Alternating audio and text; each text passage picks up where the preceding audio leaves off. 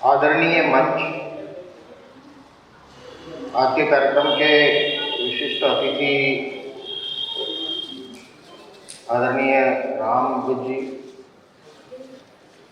तपन चक्रवर्ती जी और इस आश्रम के महंत श्री गोविंद दास जी, यहाँ पर उपस्थित इस प्रकार के चिंतन में सहभागी सभी बहनों और भाइयों, मुझे लगता है कि अगर इस देश का प्रधानमंत्री वेटिकन के पोप से मिलने जाता है इस 21वीं सदी में और उनको एक पुस्तक भेंट करता है, तो वो पुस्तक का नाम होता है क्लाइमेट चेंज।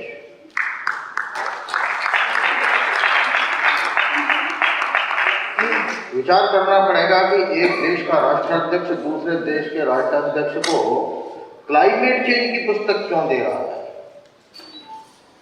आज क्या ये स्थिति आ गई कि हमारे सामने, पूरे विश्व के सामने और कोई समस्या नहीं है क्या? का विचार करना पड़ेगा कि कभी इस देश के अंदर भ्रष्टाचार की समस्या होती थी, कभी इस देश के अंदर आतंकवाद की समस्या होती थी, लेकिन वर्तमान में अगर विश्व को बचाना है, इस सृष्टि को बचाना है, तो हमको इस क्लाइमेट चेंज के बारे में गंभीरता से विचार करना पड़ेगा। और इसलिए मैं कहता हूं कि जो बहुत प्रकार के आतंकवाद है, उन आतंकवाद में एक नया आतंकवाद और आ गया जिसको बोलेंगे पर्यावरणीय आतंकवाद।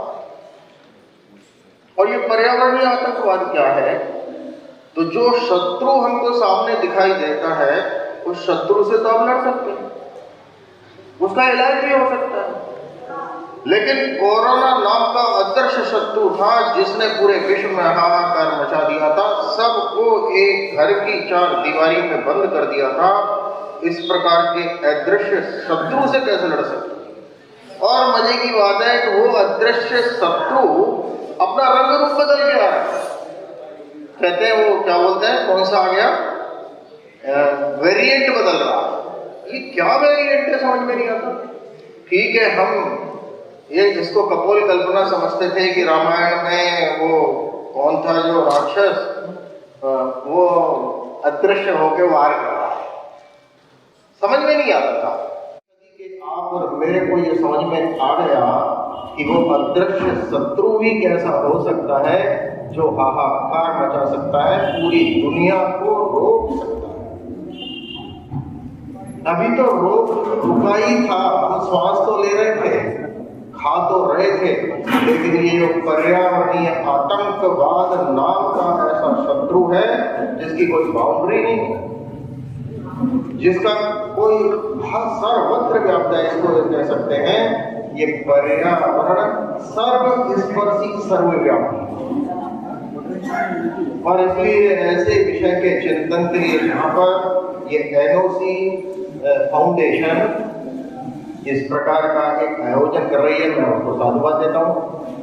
और विशेष बात यह है कि कल कार्तिक पूर्णिमा है, देव दिवाली होती है, एक बहुत पवित्र दिन होता है। इस कार्तिक पूर्णिमा पर हमारी माताएं बहनें तो पूरे कितने दिन की होती है, 1 महीने की होता है शायद, सवेरे 4 बजे तक का पता नहीं क्या क्या साधना है वो सब करती हैं। उसकी कल पूर्णिमा, उसके पूर्व संध्या पर यहाँ पर हम इस प्रकार के आयोजन में भाग ले रहे हैं और एक विशेष प्रकार के संकल्प की ओर जा रहे हैं। ये बहुत ही महत्वपूर्ण विषय है। और तीसरी बात यह है कि जिस एक कबीरदास के बारे में आपने कहा था, कबीरदास जी कितने महान हुए हैं, मैं कह सकता हूँ कि कबीरदास जी समाज सुधारक थे, वो क्रांतिकारी थे। हर विषय में उनका अलग विषय होता था, हर अपना मत होता था। और उन्होंने पर्यावरण के बारे में भी बहुत लिखा था, हम सबको भी बताया था। ऐसे बहुत सारे लोग हैं, ऐसे कबीरदास जी जो इस देश को, इस समाज के छोटे से छोटे व्यक्ति को अपने छोटे छोटे दोहे में संस्कार, अपने छोटे दोहे में दिशा, अपनी मर्यादा, इस बात को बताने के लिए जो कबीरदास जी को जाना जाता है। उन कबीरदास जी के जन्म स्थान पर जब आज आकर देखते हैं तो मुझे वो दिन याद आ जाता है कि जब मैं राजस्थान के महाराणा प्रताप के जन्म स्थान पर गया और उस जन्म स्थान को जाकर देखा तो पता चला, वहां जाकर उस कुंभलगढ़ के किले के अंदर मैंने पूछा कि वो महाराणा प्रताप का जन्म स्थान कहाँ है, वो जन्म कहाँ हुआ था। तो कहने लगे जी वो उधर है ना, ऊपर है। मैंने कहा ऊपर क्या, चलो ना वहां, इधर इधर जी जाने का रास्ता नहीं है। अरे मैं चलना है, देखना तो है। तो जाकर हम जैसे तैसे पहुंचे तो एक छोटा सा कमरा टूटा फूटा जीर्ण शीर्ण अवस्था में पड़ा हुआ। देश अपने 75 वर्ष की स्वाधीनता निभा रहा है और जिस व्यक्ति ने, जिस महापुरुष ने अपने ही नहीं अपने बच्चों का बलिदान इस देश के लिए लड़ते हुए जंगल में बिता दिया, उसके जन्म स्थान 75 साल के बाद भी ऐसा, मुझे देखकर बड़ा दुख हुआ। शायद ये हो सकता है कि जो देश के इस प्रकार के महापुरुष होते हैं वो कभी अपना स्मारक बनाने के लिए बलिदान नहीं करते, लेकिन कबीरदास जी का ये स्थान, जो कबीरदास पूरे विश्व में, अपने समाज में, साहित्य में माना जाते हैं, उन कबीरदास जी का स्थान ऐसा क्यों इतना अपेक्षित है, किसके कारण है, इसका हमको दोष किसी को नहीं देना है। हमको अपने विचार में अपने आत्म विश्लेषण करने की आवश्यकता है कि इस देश की, इस समाज की अवस्था इसलिए आई है कि हम अपने महापुरुषों को, अपनी परंपराओं को, अपने को भूल गए। और इसलिए स्वतंत्रता 50-75 वर्ष पहले मिल गई थी, लेकिन स्वयं का तंत्र, ये मेरा स्वाभिमान क्या आज भी इस प्रकार का हुआ है? क्या मुझे आज गौरवान्वित महसूस होता है कि मैं कबीरदास जी के जन्म स्थान पर आया हूँ और वो इस प्रकार का भव्य है, महान है? हमको विचार करना पड़ेगा। और इसलिए जिस क्रांतिकारी कबीरदास जी के बारे में हम बात करते हैं, इस प्रकार का विषय यदि जहाँ से प्रारंभ होता है, निश्चित रूप से समाज में वहीं से क्रांति की शुरुआत होगी। हम यहाँ पर एक तालाब का रिजर्वेशन के लिए नहीं आए कि ये छोटा सा प्रोजेक्ट पूरा करना क्या इस कार्यक्रम का उद्देश्य है क्या? मुझे नहीं लगता। या चलो ये प्रोजेक्ट मिल गया है, हमारे फाउंडेशन है इनको, और इसलिए पानी साफ हो गया, काम हो जाएगा। अरे पानी साफ होने से बात बनेगा कि ये दिल साफ होने से बात बनेगा, इस दिमाग के साफ होने से बात बनेगा। और यहाँ पर बैठे हुए कार्यकर्ता, यहाँ पर बंधु जो बैठे हुए हैं, कृपया मैं उनसे कहना चाहता हूँ कि हमको देखिए, किसी न किसी को तो राम बनना पड़ता है, किसी न किसी को तो कृष्ण बनना पड़ता है, किसी न किसी को तो एकलव्य बनना पड़ता है। जिसको भी राम बनना होता है उसको सिंहासन छोड़ना ही पड़ता है। उसको चलो सिंहासन तो नहीं, उसको वनवास में जाना ही पड़ता है। आज वनवासी राम को सब याद करते हैं, याद करिए किसी राजा राम को याद नहीं कर सकता। अगर रामायण लिखी गई है तो उस वनवासी राम की लिखी गई है जो 14 वर्ष जंगल जंगल में घूमा। क्या मुझे कोई बता सकता है कि राम के राजा बनने के बाद की रामायण नहीं बता सकता है? विचार करने की आवश्यकता है। जो राम जंगल में गया, बिल्ली के बेर खाए, ये कौन सी बात है? बिल्ली का बेर खाना रामायण राम में बड़ी बात होगी, और वो रामायण में लिखा और हम रोज रटते हैं। एक छोटी सी गिलहरी को राम प्यार कर लेते हैं, रामायण में लिखा है। ये क्या लिखने वाली बात है? लेकिन जो राम सिंहासन पर बैठने के बाद कोई कहता है 1000 साल, कोई कितना कहते हैं, उसका कोई वर्णन नहीं है। क्यों? क्योंकि ये देश वनवासी राम की पूजा करता है, राजा राम की पूजा नहीं करता। इस देश में बहुत सारे चक्रवर्ती सम्राट हो गए, किसी का स्मारक देखा है? कोई किसी के स्मारक पे जाता है? लेकिन उस वनवासी राम का स्मारक इस कोरोना के बाद जिस राम मंदिर के लिए केवल 1 महीने विश्व का सबसे बड़ा धन संग्रह प्रारंभ हुआ, वो धन संग्रह इस देश के छोटे से छोटे, गरीब से गरीब व्यक्ति ने ये सोच कर दिया कि इस राम के मंदिर में मेरी एक ईंट लगनी चाहिए।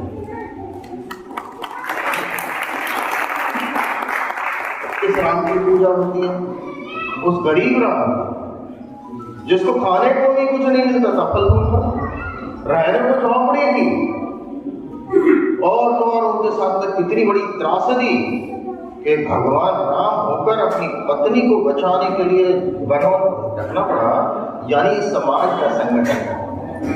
आज इस प्रकार के रामों की आवश्यकता, और इसलिए इस प्रकार के कार्यक्रम जब प्रारंभ होते हैं तो वो कार्यक्रम हमारे अंदर के राम को जगाने के लिए होता है। केवल एक सरोवर को ठीक करना इसका उद्देश्य नहीं है, और उद्देश्य ये है कि यदि हम इस बात को भूल गए जो हमारे पुराने लोग कह गए हैं कि अगला तृतीय विश्व युद्ध पानी के कारण होगा, ये क्या है? क्या आज आपको पता नहीं है कि हरियाणा के एक छोटा सा गांव, उस गांव के अंदर एक पानी की पाइपलाइन जा रही थी। उस पानी की पाइपलाइन पर उस गांव वालों ने यहाँ दंगा खड़ा कर दिया। 2 साल पहले वहां पर सीआरपीएफ को आकर रोकना पड़ा। उन्होंने गांव ने कहा कि हम अपने गांव में तो पानी है नहीं, हम यहीं से नहीं जाने देंगे। एक राज्य दूसरे राज्य से, एक गांव दूसरे गांव से लड़ेगा, गृह युद्ध से भी ज्यादा जरूरत खत्म हुई, क्योंकि अगर प्राकृतिक संसाधन जिसको बोलते हैं, नेचुरल रिसोर्सेज जो हमको भगवान देता है, उन नेचुरल रिसोर्सेज के बारे में यदि ठीक से संबंध नहीं रहा, और वो मेरा और आपका नहीं होता है। मैं आपको एक उदाहरण देता हूँ। ये जो एक 100 रुपये का नोट है, गांधी जी रहते हैं ना उस पर, गांधी जी के पास तो नहीं होगा ये, बेचारे गरीब थे, उन्होंने तो लुंगी लगाई हुई थी, पहनने का भी कपड़ा नहीं था, लेकिन उनका फोटो उस पर है। आपको पता है वो नेशनल करेंसी है। कोई भी कहे कि मेरे ये 100 रुपये का नोट है, मैं इसको जला रहा हूँ, तो जला सकता है? जला के तो देखो, जेल में जाना पड़ेगा। नेशनल करेंसी को जलाना अपराध है, कानून।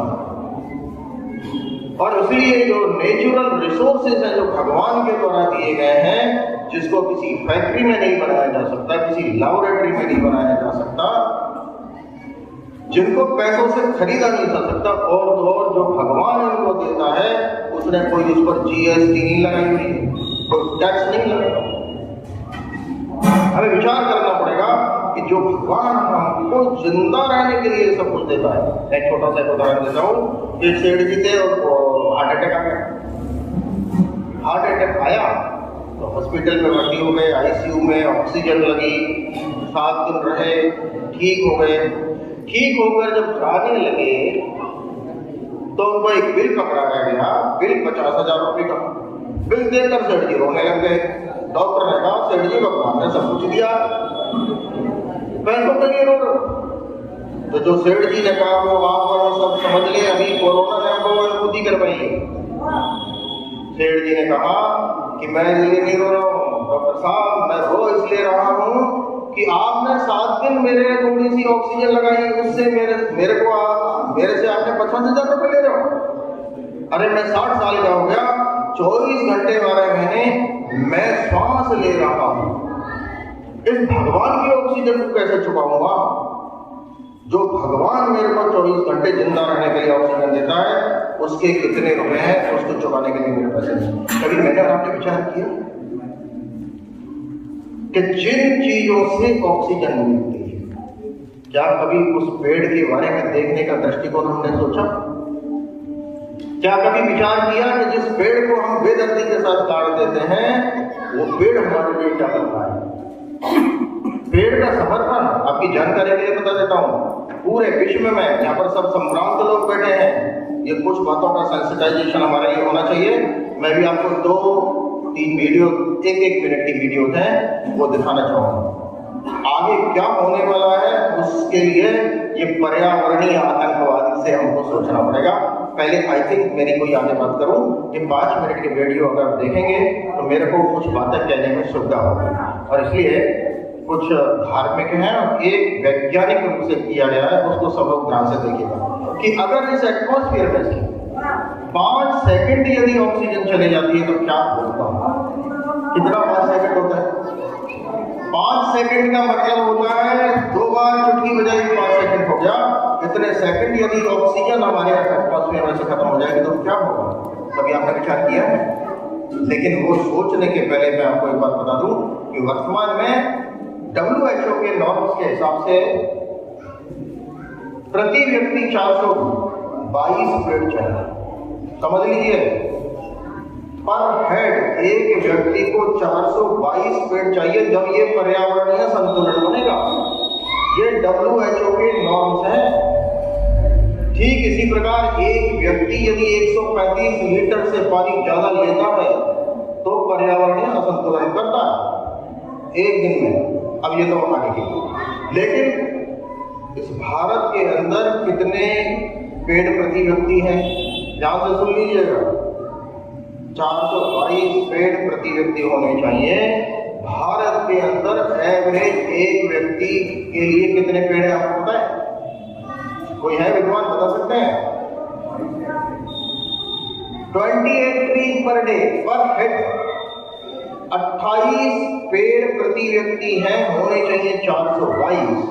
अब आप विचार करिए, 422 वर्सेस 28 पेड़ क्या ऑक्सीजन देंगे, हमारी क्या कार्बन डाइऑक्साइड देंगे?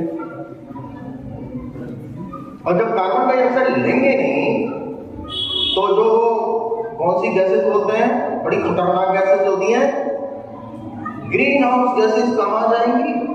और जब ग्रीन हाउस गैसेस एटमॉस्फेयर में होंगी तो ओजोन की परत डैमेज नहीं होगी, और जब ओजोन की परत डैमेज होगी तो सूर्य के कारण ग्लोबल वार्मिंग नहीं होगी। जब ग्लोबल वार्मिंग होगी तो क्लाइमेट चेंज नहीं होगा। कौन जिम्मेदार है? भगवान। पेड़ किसने काटे? क्या इस सृष्टि में कोई पेड़ काटने वाला है इंसान के अलावा? लेकिन इंसान अपनी आवश्यकताओं के कारण पेड़ काट रहा है। आपकी जानकारी के लिए पूरे विश्व में 5 करोड़ पेड़ प्रति वर्ष लगाए जाते हैं। 10 करोड़ पेड़ काटेंगे, पेड़ आएंगे कहां से? और इसलिए वो मैं कह रहा था आपको 5 सेकंड ऑक्सीजन। और इसलिए प्लीज अगर ध्यान से इनको देखेंगे तो मैं मेरी बात आगे कंटिन्यू करूंगा। ये 3 वीडियो हैं, एक पानी पर है, एक प्लास्टिक पर है और एक हवा पर है। प्लीज देखिए। रथ रुक क्यों गया केशव? ये पॉलीबैग। तनिक ठहरो पार्थ, जानते नहीं ये पॉलीबैग्स अमर है। पृथ्वी इसे नष्ट नहीं कर सकती, मिट्टी इसे गला नहीं सकती। ये तो युगों युगों तक इसी रूप में पृथ्वी पर पड़े रहेंगे। इसका कोई उपाय केशव? उपाय है पार्थ। मनुष्य को चाहिए कि वो पॉलीबैग्स त्याग कर कपड़े, जूट या कागज के थैले अपनाएं। तभी पृथ्वी पर मानव एवं पर्यावरण दोनों का कल्याण होगा। आप धन्य है भगवान।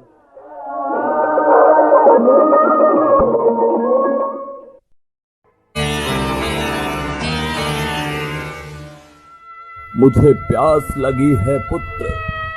जो आज्ञा पितामह।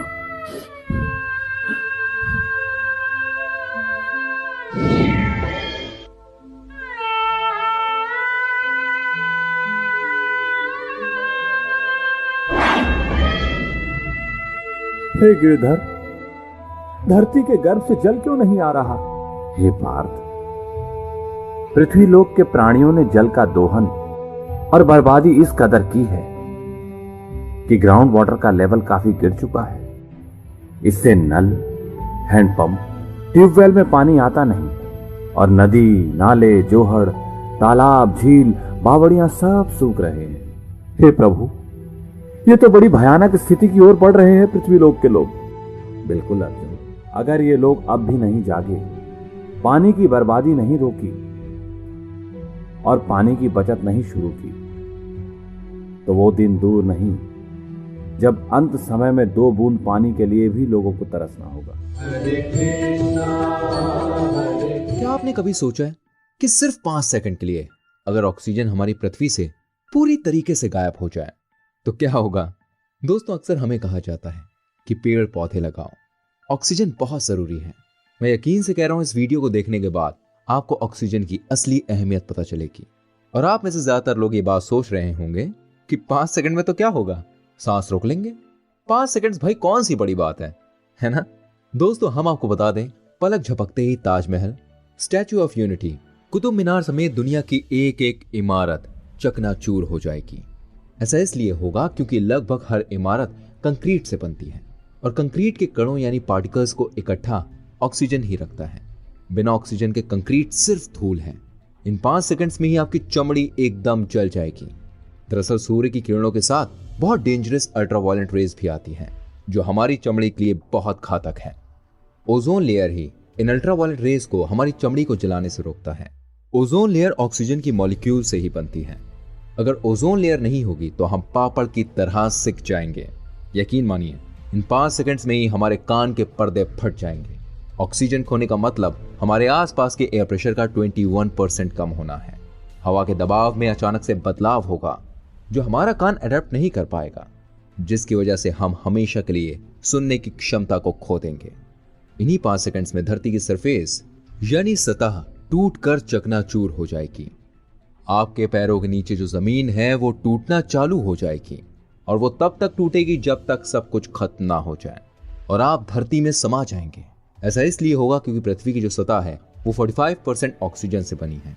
जी हाँ, 45%। और ऑक्सीजन ही इसके पार्टिकल्स को जोड़ कर रखता है। ऑक्सीजन के गायब हो जाने से ये जोड़ छूट जाएगा और पैरों के तले जमीन खिसक जाएगी और इन्हीं 5 सेकंड्स में सारी नॉन इलेक्ट्रिक गाड़ियां बंद हो जाएंगी और सारे हवाई जहाज, हेलीकॉप्टर्स जमीन पर आ गिरेंगे। आपको पता है, आग जलने के लिए ऑक्सीजन जरूरी है और इंजन चलने के लिए कंबशन प्रोसेस का होना बहुत जरूरी है। It is very very important. Oxygen ना होने पर कंबशन नहीं होगा और सारे इंजन बंद हो जाएंगे।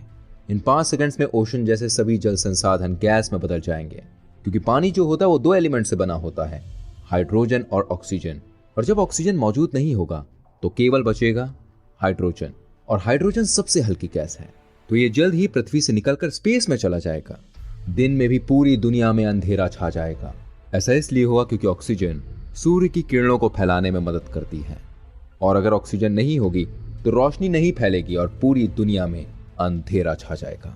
आप सोच रहे होंगे 5 सेकंड्स के बाद क्या होगा? तो दोस्तों, 5 सेकंड्स के बाद जो होगा उसको देखने के लिए आप जिंदा नहीं बच सकते। ऐसा इसलिए होगा क्योंकि आपका शरीर 70% पानी से बना होता है और जैसा कि आपको पता है ऑक्सीजन के बिना पानी असंभव है, तो हमारे सारे सेल्स विस्फोट हो जाएंगे। सोचिए, सिर्फ 5 सेकंड्स ऑक्सीजन ना होने पर इस दुनिया का क्या होगा। अब समझ आया होगा कि ऑक्सीजन की क्या वैल्यू है। काम करना पड़ेगा का मतलब ये है कि हमको जिस भूमि के बारे में बात कर रहे थे उसके लिए 3 बातें करनी पड़ेंगी। बस वही मेरा आप सब लोगों से आग्रह रहेगा कि हमको इस पर्यावरण के बारे में, जिसको एनवायरनमेंट बोलते हैं, जिसको जीवन जीने के लिए हमको एक अति आवश्यक चीज मानते हैं, कह सकते हैं कि पूरी सृष्टि को यदि बचाना है तो पर्यावरण को बचाना है। भगवान की भी यदि पूजा करनी है तो भगवान का